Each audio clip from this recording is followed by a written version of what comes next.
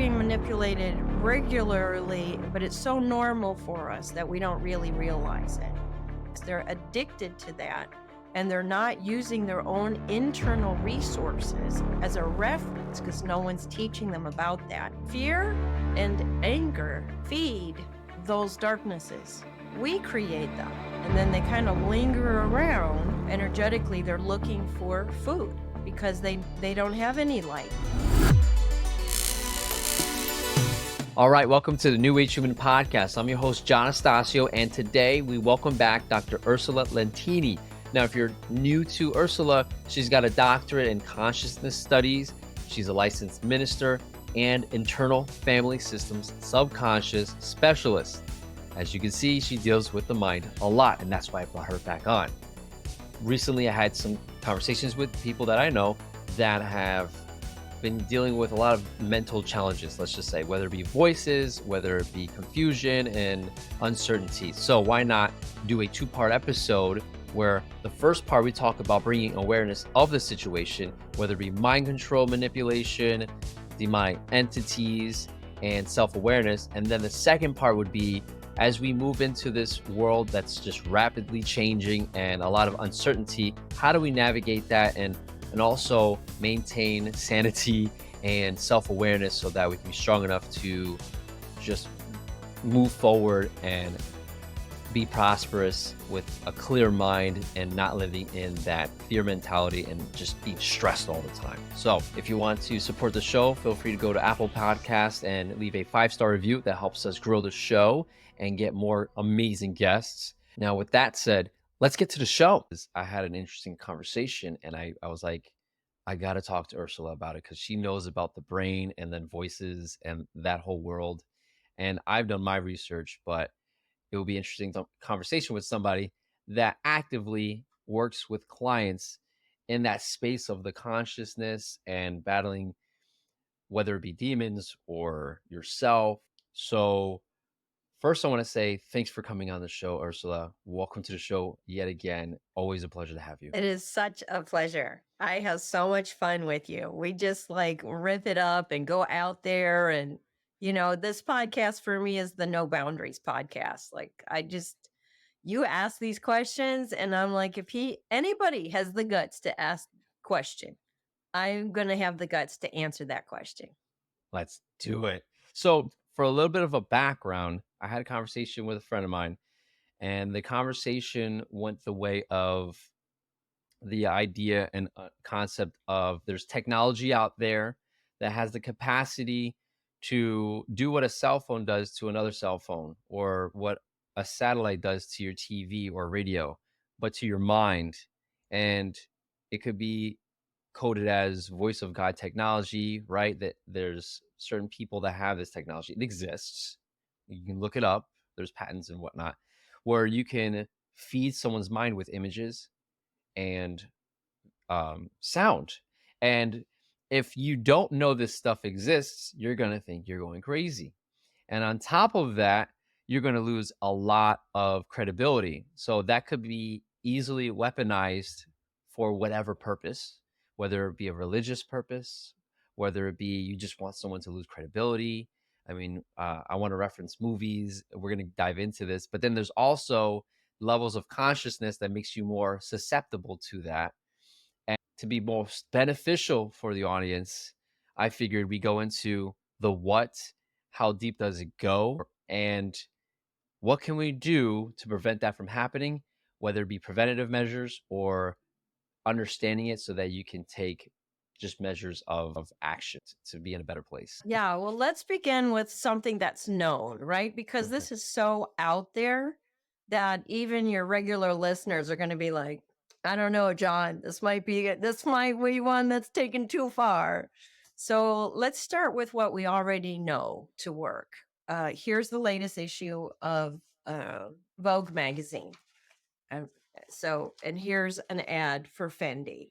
And here's a very unhappy young lady with a grandma bag. Okay. So this ad, $180,000 to place a one-page ad in Vogue. These purses cost anywhere from $2,000 to $5,000. So you're not going to get this at Walmart. This is a very niche market, right? So they're spending $180,000 on a very elite group to sell those bags. Uh, they're not spending that much money hoping. They know that this works. Even though they can tell how, whatever that 200,000 people maybe max buy that bag. That's their customer. They'll still spend 180,000 on it because they know it works. Advertising works. Otherwise, people wouldn't invest in it like they do. We are bombarded with images of advertising all day long, so much so we don't realize it. We just kind of ignore it. But it must be working. They would not, I promise, they would not spend that much money on that stuff. So and then me as a consumer, not that I'm buying those things, but I'm just looking at that. I might look at her hair, I might look at her shoe, I might look at that, and that's it. But somehow buy a Fendi bag, you'll be a cool person, got into my brain just by looking at that image. So if that's visual, then auditory, what are we hearing? When a preacher is like, da, da, na, na, na, na, na, na, na, there's a cadence that dismisses our filter and we just take it in and we listen. Hitler did that thing. Oh. And everyone's like, oh, okay. It's like hypnotic.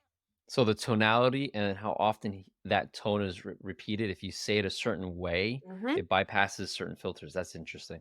Right. So if you're hushing a baby, right? Shh.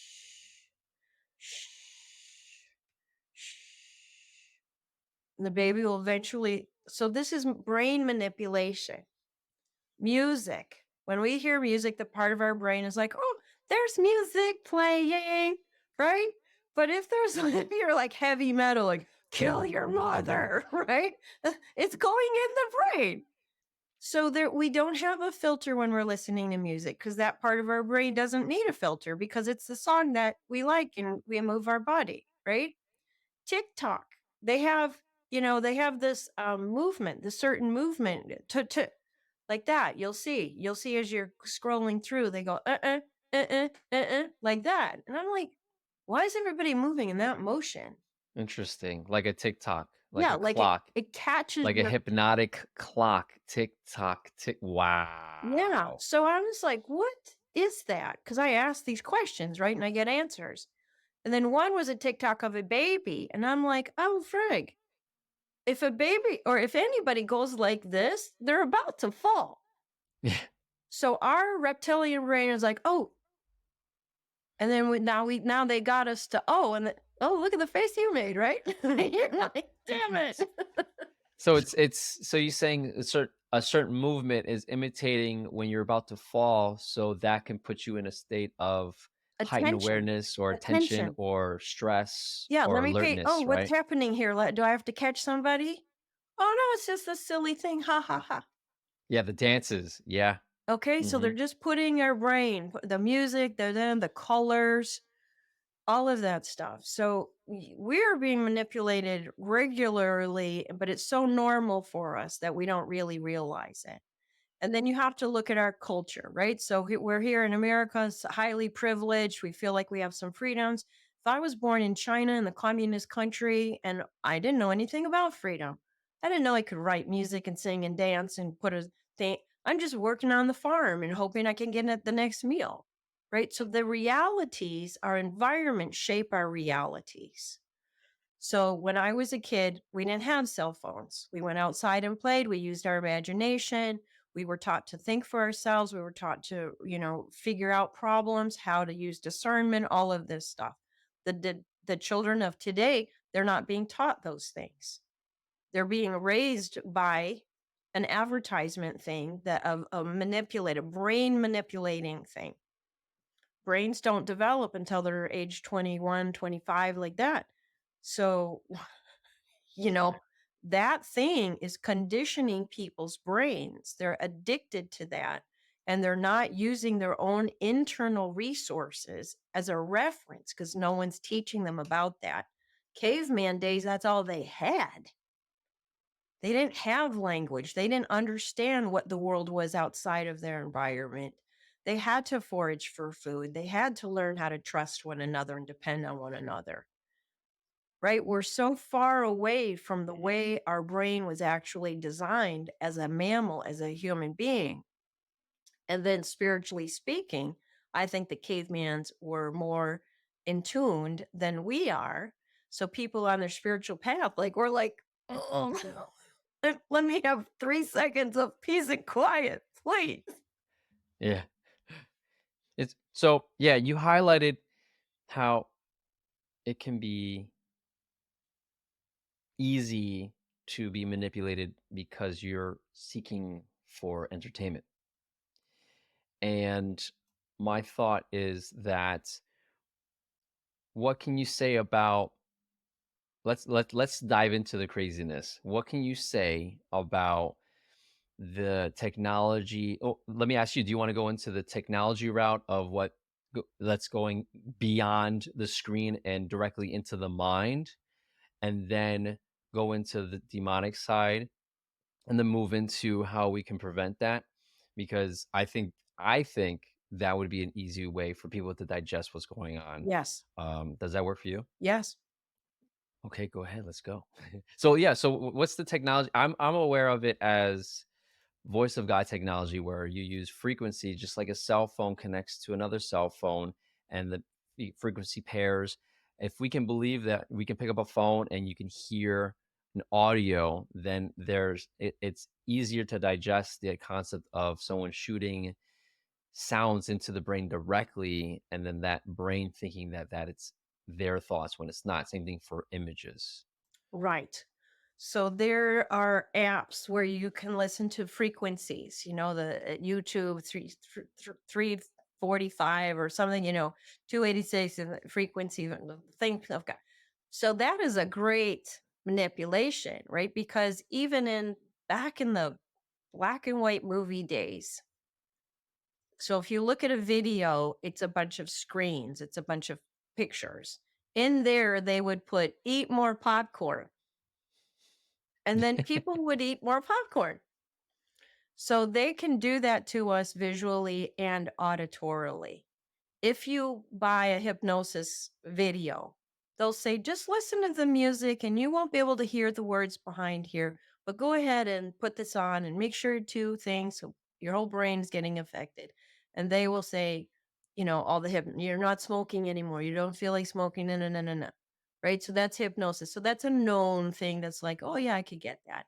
So in those YouTube videos with the frequency, you're just listening to the music again, right? That part of your brain. But in there, they can say subtle things that we can't even hear. I was in a book writing course and he said, okay, put these things in and it's a timed music and it's binary beats. But in the background, he was like, mention my name in your book. Take my next course. La la la. And then some of us were like at lunch, we're like, do you feel like putting his name in your book? Like, mm-hmm. Wait, so you knew that um that was going on, or you picked it up on that later? I picked it up in the class because I have heightened awareness, right? I'm a multidimensional being and I don't, by nature, I am discerning, right? Because I know, right? And I know all the nonsense going on because I also know the spiritual part of angels and spiritual helpers and our guides. So you have to be very subtle. You have to have a subtle awareness. That's what I'm saying. You pray for 3 seconds of silence. So after a while, you get lots of silence. And in that silence, you have heightened awareness and you can pick up the subtle energies coming in. Got So it. people who are channelers, they get quiet, they get their ego, they get all the noise of the chaos of the world to settle down so they can be in another frequency so they can hear their guide spiritual helpers and then out comes the channeling. So now back to, the dark side here. So hypnosis works that way. So people will go in, well, or you go to and they're doing the chicken dance, right? And then they come and sit down and their wife's like, oh my God, you're hilarious. And he's like, what? Yeah, you were on stage, you were doing chicken dance. No, I wasn't. So, right, we're highly suggestible because our environment creates that way. So now here, say we're a youth. Okay, let's go to drugs and alcohol. Not even a youth, just anybody. So there's that scale that they have where you're at a certain frequency, a certain consciousness. Um, and if you're on drugs and alcohol, we lower our vibration. In the low suicidal, right? The world's so those are the thoughts. Darkness itself, entities, whatever you want to call them, can get in and host off of that being because they have light inside of them. So you can have a bad day, right? And then you can rise up the scale. Now you're having a good day. But if you're kind of down here having lots of bad days, you're meals, like the entities can come in just like the angels. There's other little dark things and their negative thought forms. And the more we feed them, yeah, life is hard. Yeah, I'm a horrible person. Yeah, I should be dead. Right. So then you're repeating the thought form back to, you're repeating it back and it grows. And now it turns into something bigger than you. Wow. And it's Wow. not that it's like the devil or a demon, right? Because it's what do you believe and what do you buy into? Because whatever we're focusing on, we feed that. So, John, fear and anger feed those darknesses. We create them. And then they kind of linger around and then they kind of look, energetically, they're looking for food. Because they don't have any light. They're not sovereign beings. They were at some point, but their thing is so low that they've got fooled by darkness itself and they're goons now and they're looking, right? So when I go in and do healing, I'm like, ah ha ha ha. You're the one that got tricked. Get off of my client.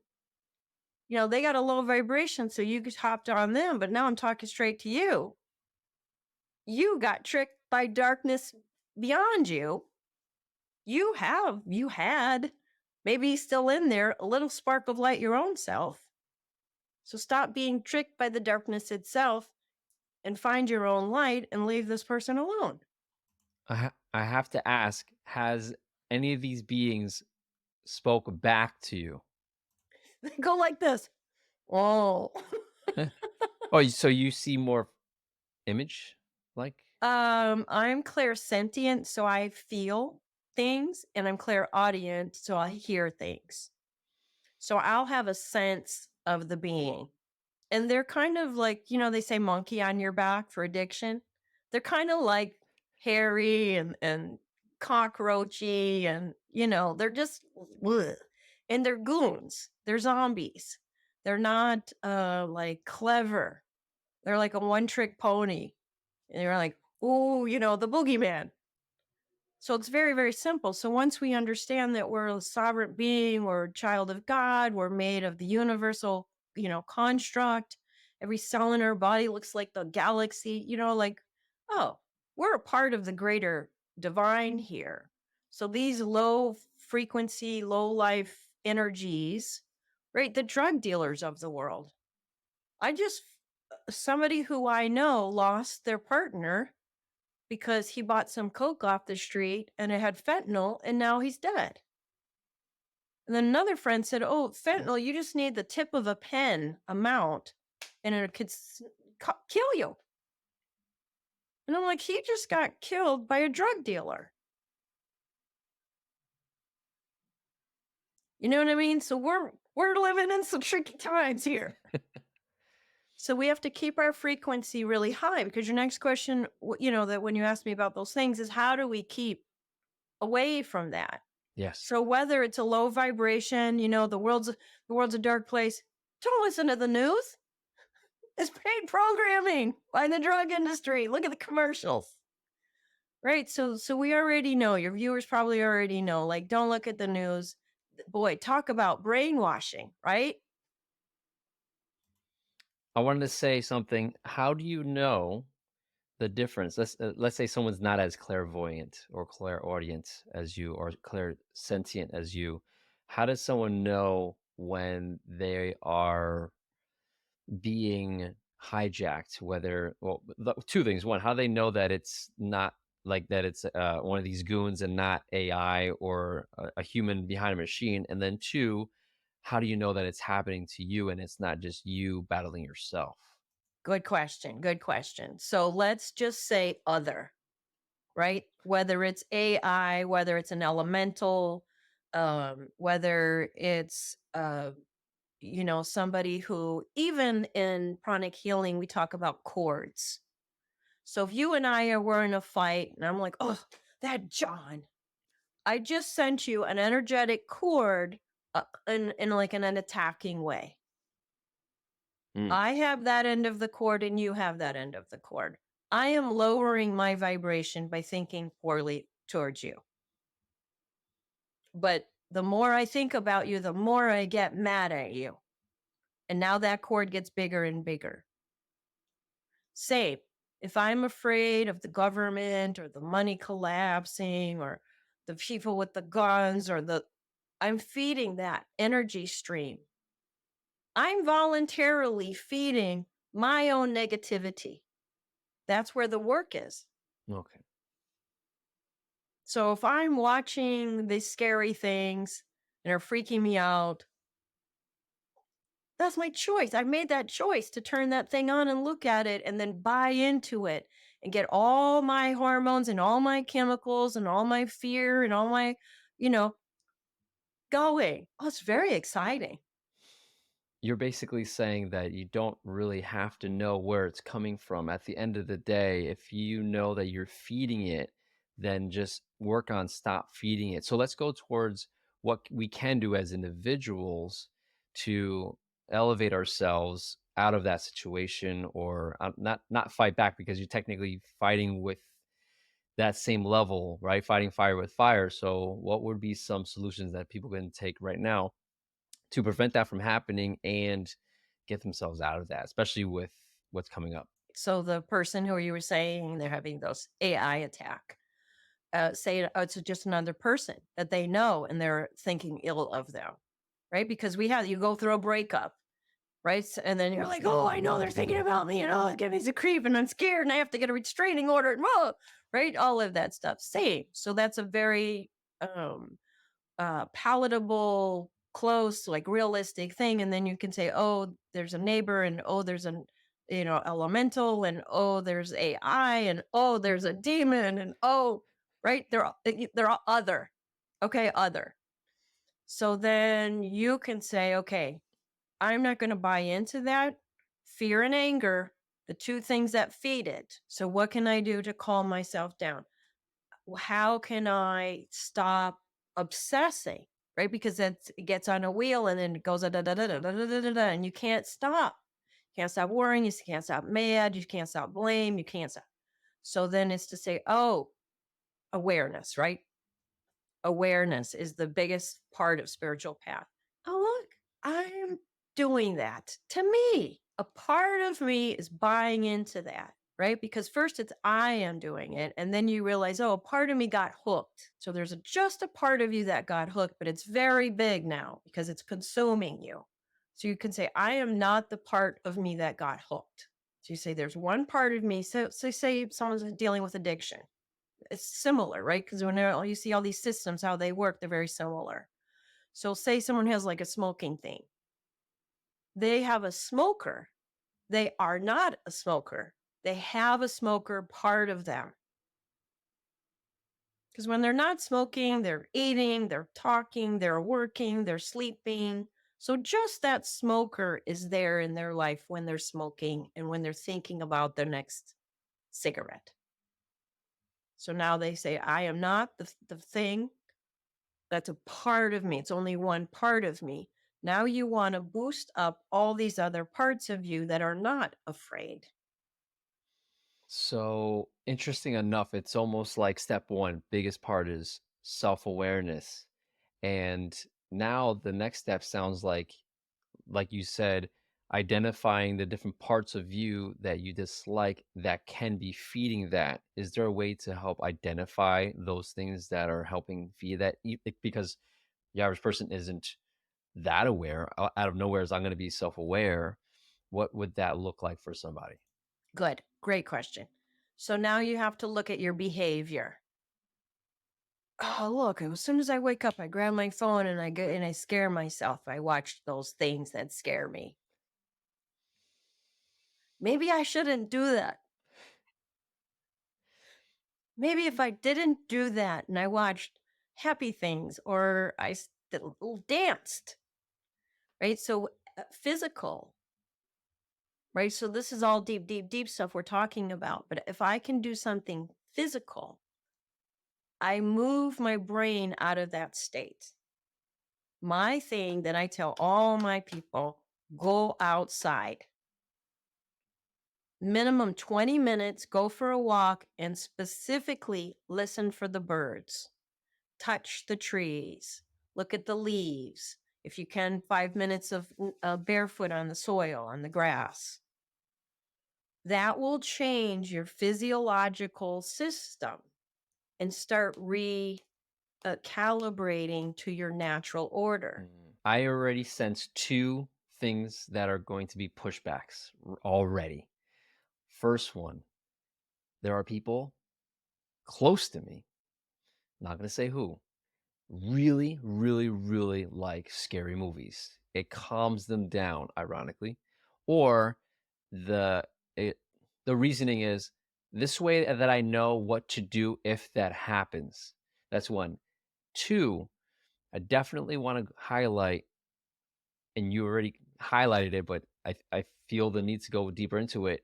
The need to listen to the birds. I have some thoughts around that, but I'm curious to see there's more depth to what you were saying. So if you can address those, it's gonna be interesting.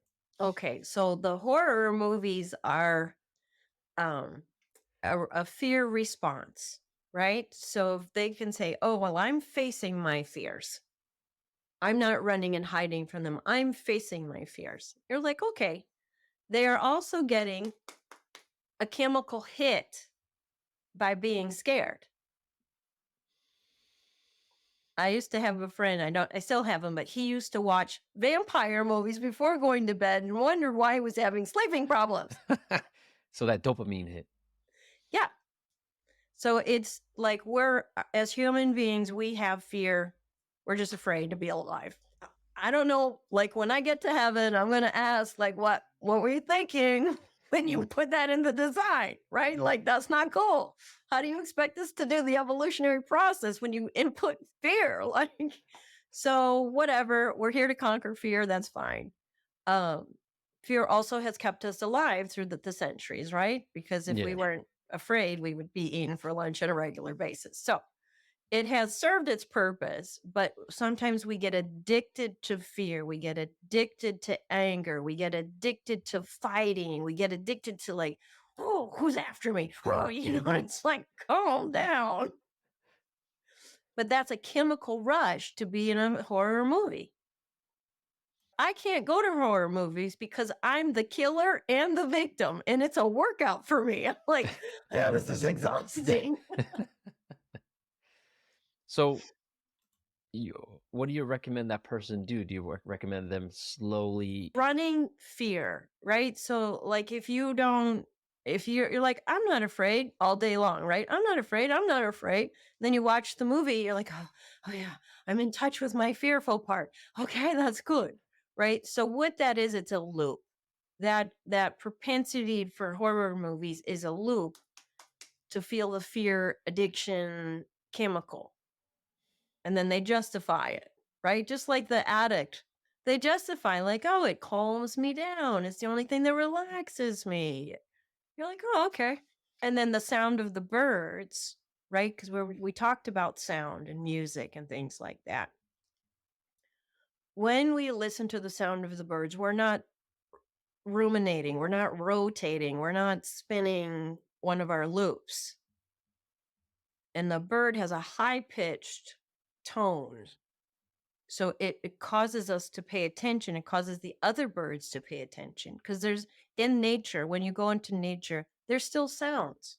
There's the squirrel, there's the wind, there's the breeze, there's two trees rubbing against each other. There's all kinds of sounds out there.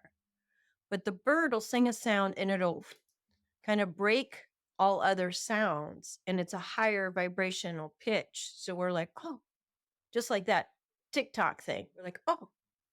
So it causes us to pay attention, like, oh, Interesting, because that high pitch sounds like it makes you present, like you said, and then at the same time, it's it has to be. I mean, birds have been around for so long. It has to be hitting some deep primal part of you that wakes up and reconnects you to earth and nature, and kind of like almost like a reset, like a frequency reset, an internal reset. It's gotta.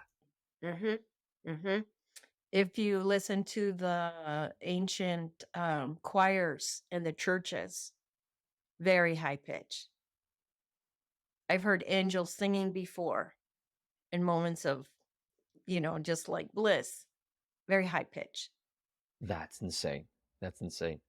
All right, so I feel like this is a good place to finish up this part of this two-part series, because the second part, I definitely want to get into what we're expecting. Like, we're going literally, it's New Year's Eve 2023, and there's a lot of speculation on next year. There's a lot of fear mongering. There's a lot of expectations. And I feel like this episode would be good, a ramp up for helping us prepare for that, knowing the groundwork that we pretty much set out on the basics of the awareness, right? So in the next part, we're going to dive into more of like what to expect and some tips on how to avoid some of that trauma, with added keys to that awareness piece and more navigation tools. So stay tuned for the next episode. It's going to be coming right around the corner.